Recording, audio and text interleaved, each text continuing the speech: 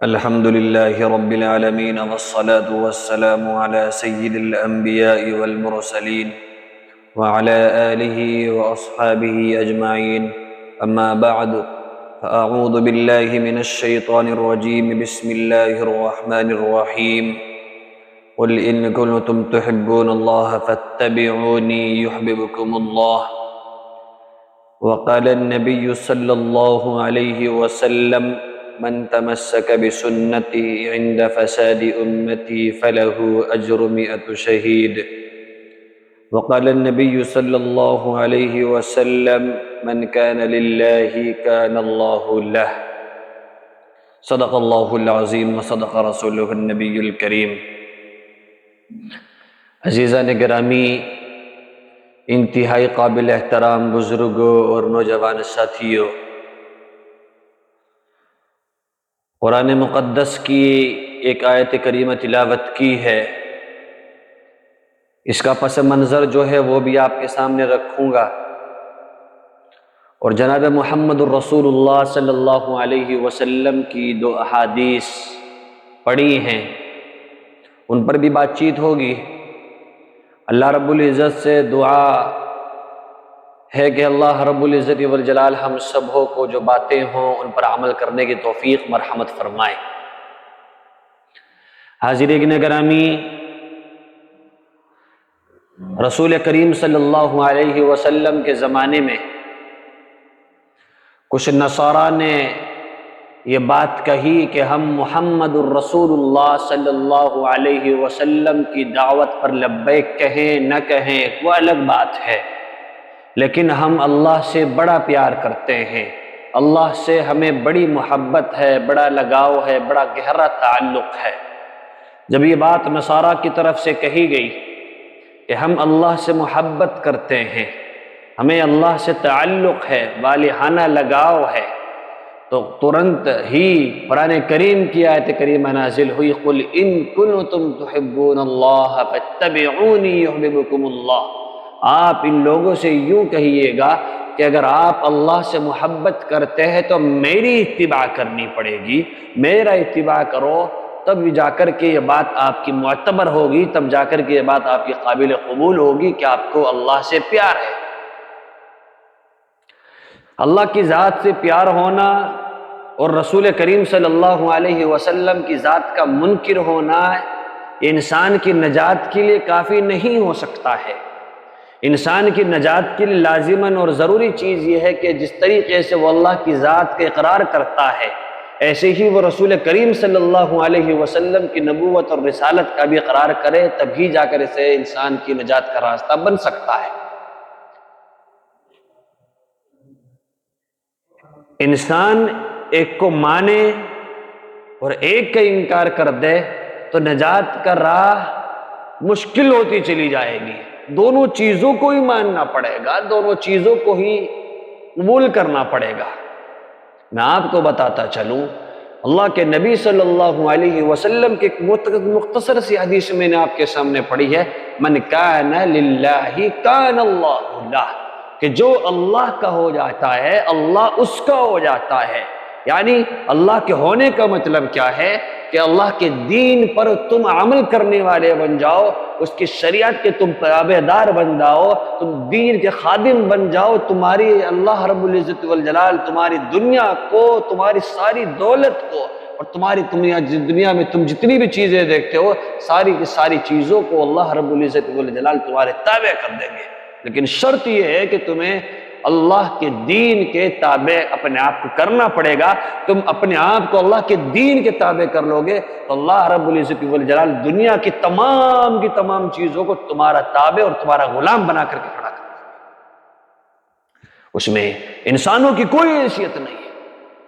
اور صرف ایسا نہیں، من کان للہ کان اللہ لہ، اللہ اس کو ہو جاتا ہے. آپ دین پر کھرے اترے، آپ دین کے لیے محنت کرے، آپ جد و جہد کرے، کوششیں کرے دین کی خاطر، پھر دیکھو اللہ رب العزت والجلال بھی تمہارے لیے معین اور مددگار ثابت ہوگے ہر جگہ.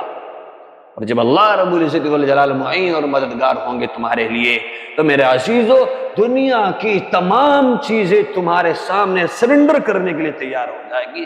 آپ نے سنا ہوگا شیخ سعدی علیہ الرحمہ جا رہے ہیں، شیخ سعدی علیہ الرحمہ نے دیکھا ایک آدمی شیر کی سواری کر رہا ہے۔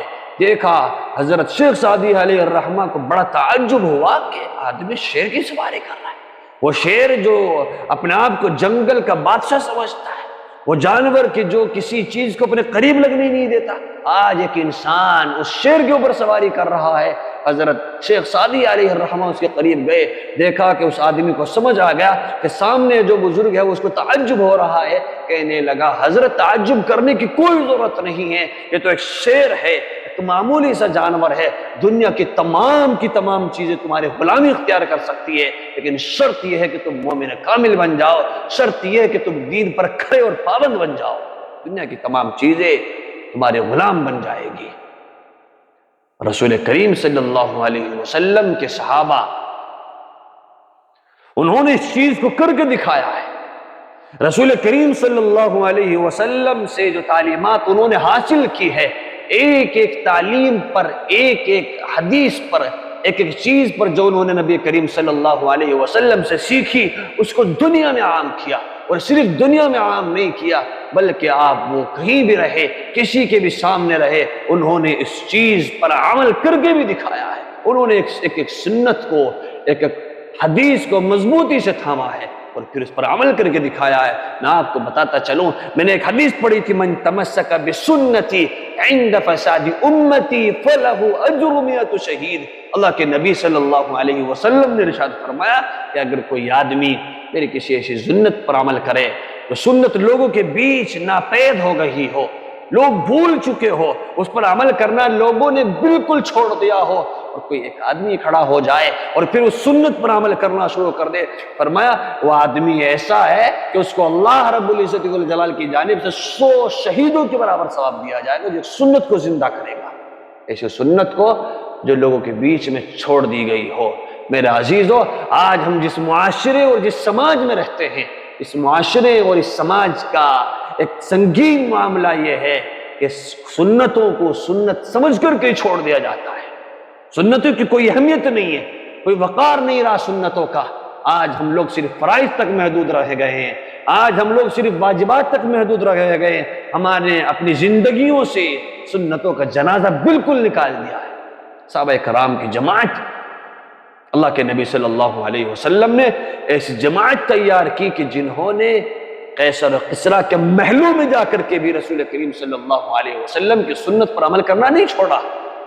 میں آپ کو بتاتا چلوں، حضرت حذیفہ بن یمان رضی اللہ تعالی عنہ بڑے مشہور صحابی ہیں، رسول کریم صلی اللہ علیہ وسلم کے قاصد اور ایلچی بن کر کے شاہ کسریٰ کے دربار میں پہنچے ہیں۔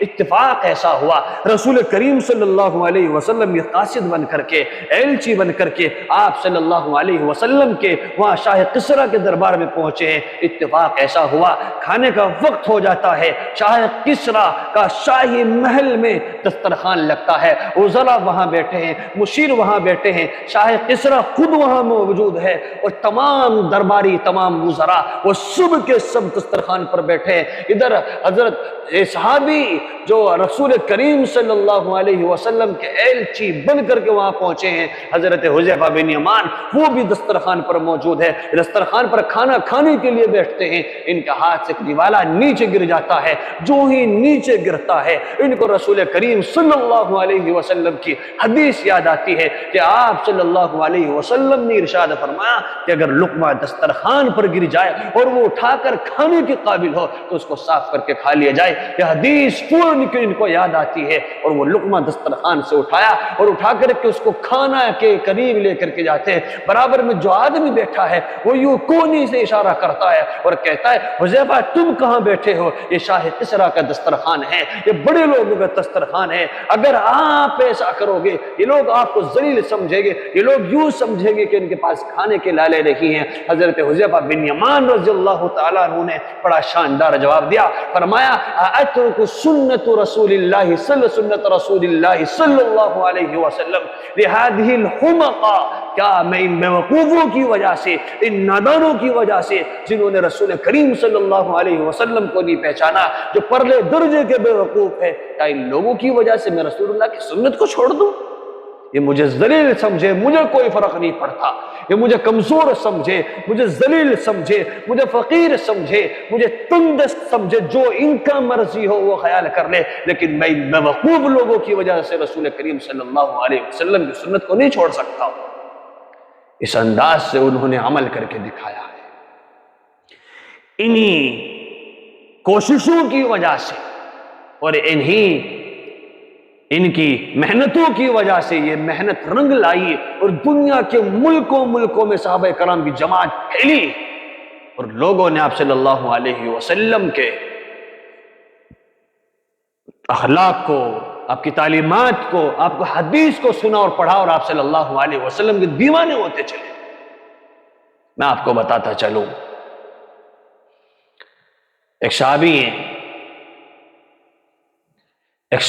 ہیں، وہ اس واقعے کو ذکر فرماتے ہیں کہ رسول کریم صلی اللہ علیہ وسلم مسجد نبوی میں بیان کر رہے تھے، آپ صلی اللہ علیہ وسلم خطبہ دے رہے تھے، اسی بیچ آپ صلی اللہ علیہ وسلم نے دیکھا کہ ادھر چند لوگ کھڑے ہیں، جس طریقے سے ہمارے یہاں پروگراموں میں یہ ہوتا ہے، آگے کے لوگ بیٹھے ہوتے، پیچھے چند لوگ کھڑے ہوتے ہیں، ایسے چند صحابہ کرام کھڑے تھے۔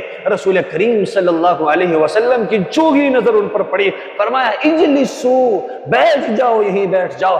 آپ صلی اللہ علیہ وسلم کی زبان سے نکلا، بیٹھ جاؤ، یہیں بیٹھ جاؤ۔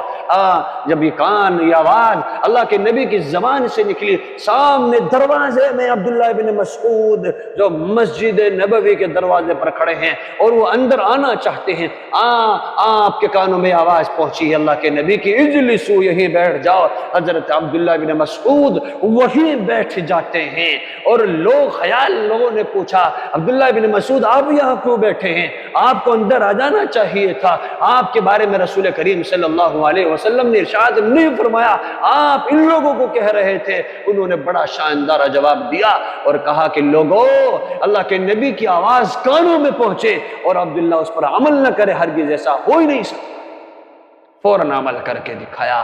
حضرت عبداللہ بن عمر رضی اللہ تعالی عنہ بڑے جلیل القدر صحابہ کرام میں شمار ہوتا ہے، متبع سنتوں میں شمار ہوتا ہے، بڑے متبع سنت تھے، بڑے سنتوں کے پابند تھے۔ فرماتے ہیں ایک سفر پر جا رہے ہیں، سفر کے دوران اپنے سواری چلانے والے سے کہا کہ فلاں جگہ روک لینا، فلاں جگہ سواری روکی، آپ اترے اور اتر کے آپ نظروں سے اوجھل کچھ دور چلے گئے، اور کچھ دور جانے کے بعد پھر واپس آئے اور سوار جو ساتھ میں لوگ تھے ان کو کہا کہ چلو تیاری کرو چلنے کے لیے، سواری پر بیٹھو، سواریاں کھڑی کر لو اور شروع کرو چلنا۔ ان صحابہ کرام میں سے کسی نے پوچھا، عبداللہ آپ استنجا کر کے آئے ہیں، آپ فضائے حاجت سے فارغ ہو کر کے آئے، آپ وضو کیوں نہیں کر لیتے؟ کہا کہ میں وضو نہیں کروں گا۔ کہا کہ وضو کر لینا، آپ پیشاب سے فارغ ہو کر کے آئے؟ کہا کہ نہیں، میں پیشاب سے فارغ ہو کر کے نہیں آیا ہوں۔ پھر آپ کیوں گئے تھے؟ کہنے لگے میں اس لیے گیا تھا، میں ایک مرتبہ رسول کریم صلی اللہ علیہ وسلم کے ساتھ سفر میں تھا اور آپ یہاں رکے تھے اور آپ نے رک کر کے یہاں قضاء حاجت کی تھی، تو میں اللہ کے نبی صلی اللہ علیہ وسلم کی سنت کو زندہ کرنے کے لیے یہاں بیٹھا تھا، بس باقی اور کوئی مقصد نہیں تھا۔ میرا کوئی پیشاب نہیں آ رہا تھا جو میں وضو کروں، نہ میں نے کوئی پیشاب کیا تو میں وضو کروں، میں تو اللہ کے نبی کی عادت میں، آپ کی سنت میں یہاں بیٹھا تھا۔ مجھے اللہ کے نبی کی وہ بات یاد آئی، وہ واقعہ مجھے یاد آیا، تو میں فوراً یہاں رکا اور آپ صلی اللہ علیہ وسلم کے اس کام کو میں نے زندہ کیا۔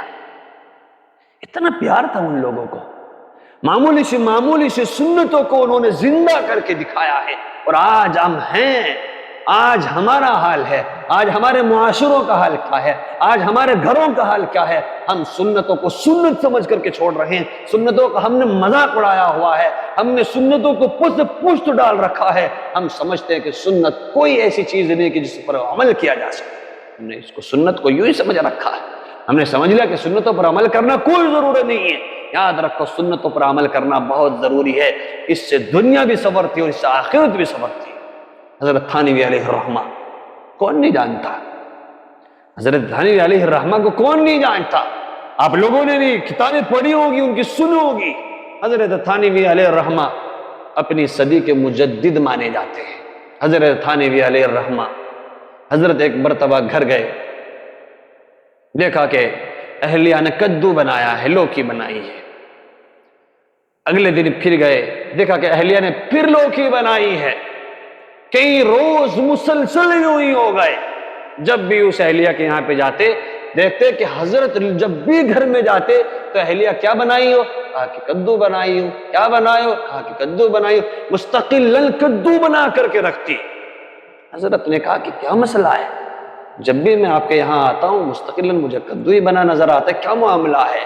کہنے لگی کہ میں نے جب سے حدیث میں سنا ہے کہ رسول کریم صلی اللہ علیہ وسلم کو کدو پسند تھا، اور آپ صلی اللہ علیہ وسلم پلیٹ کے اندر، شوربے کے اندر کدو اور لوکی کے ٹکڑوں کو آپ صلی اللہ علیہ وسلم تلاش کر کے کھایا کرتے تھے، آپ کو محبوب تھے، پسندیدہ تھے یہ چیز۔ تو میں نے اسی وقت سے اپنی خادمہ کو یہ کہہ دیا تھا کہ جب تک بازار میں لوکی آتی رہے گی مستقلاً گھر میں پکانے کے لیے لوکی ہی لے کر کے آنی ہے۔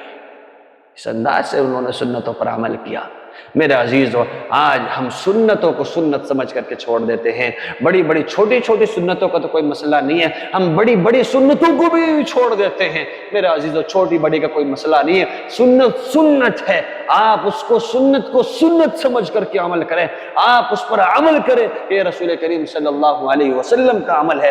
پھر دیکھو میرے عزیزو، زندگی میں کتنا سکون آتا ہے، زندگی میں کتنا وقار آتا ہے، زندگی میں کتنی خوشیاں آپ کو میسر ہوتی ہے۔ لیکن آج ہم سنتوں کو سنت سمجھ کے چھوڑ رہے ہیں۔ میرے عزیزو، سنتوں کی پابندی کرو، جہاں تک ہو سکے چھوٹی چھوٹی سنتوں پر عمل کرنا شروع کرو۔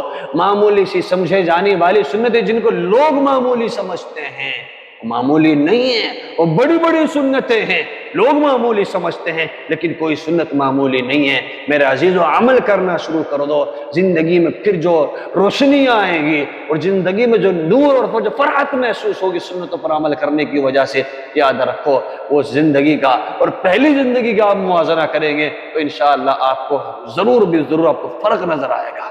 اللہ سے دعا کرے کہ اللہ رب العزت والجلال ہم سبوں کو سنتوں پر عمل کرنے کی توفیق عطا فرمائے۔ اللہ ہماری زندگی کو سنت کے مطابق ڈھالنے کی ہمیں توفیق عطا فرمائے۔ وآخر دعوانا ان الحمد للہ رب العالمین۔